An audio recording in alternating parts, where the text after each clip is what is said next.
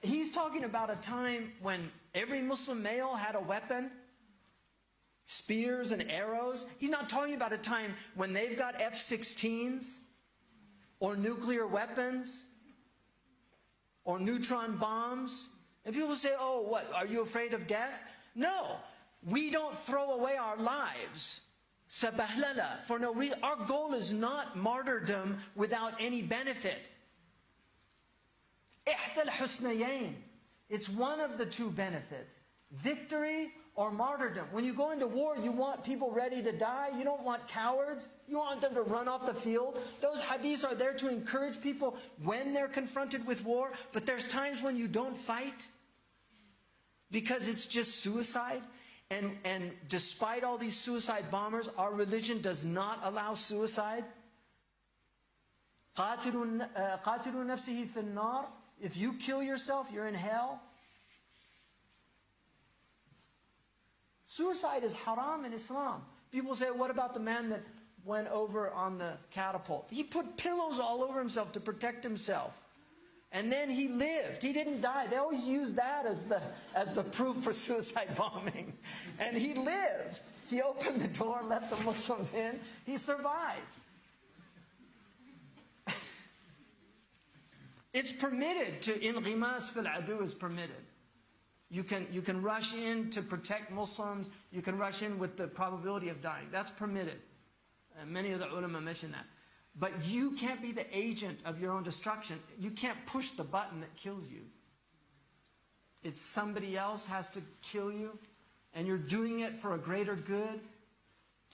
To protect other people. Even the Americans recognize that. Most of the Congressional Medal of Honors are given to people that killed themselves to save others. Like if there's 20 men and they throw in a grenade, there are many Marines that have thrown their body on that grenade to protect the others. The West honors that by giving them the highest medal of honor for courage. He sacrificed his life for others. There's nothing wrong with that. But to kill people indiscriminately and to be the agent of your own destruction, that's not in our religion. Because the grenade's there, he knows he's going to die when it goes off, but he chooses to be the only one that dies to save the others. And that's what's permitted. It's not this other thing. Yeah, I had a debate with a well-known scholar from the Arab world. And we had actually a pretty heated debate. And I don't like to have heated debates, but it got pretty heated about suicide bombs. This was about 10 years ago.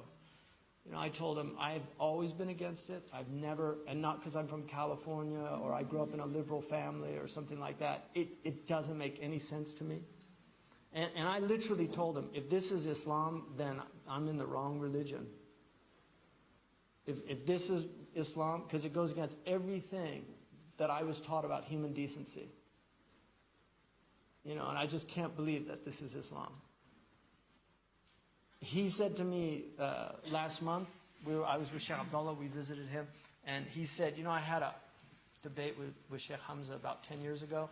It took me 10 years to realize that I think he's right.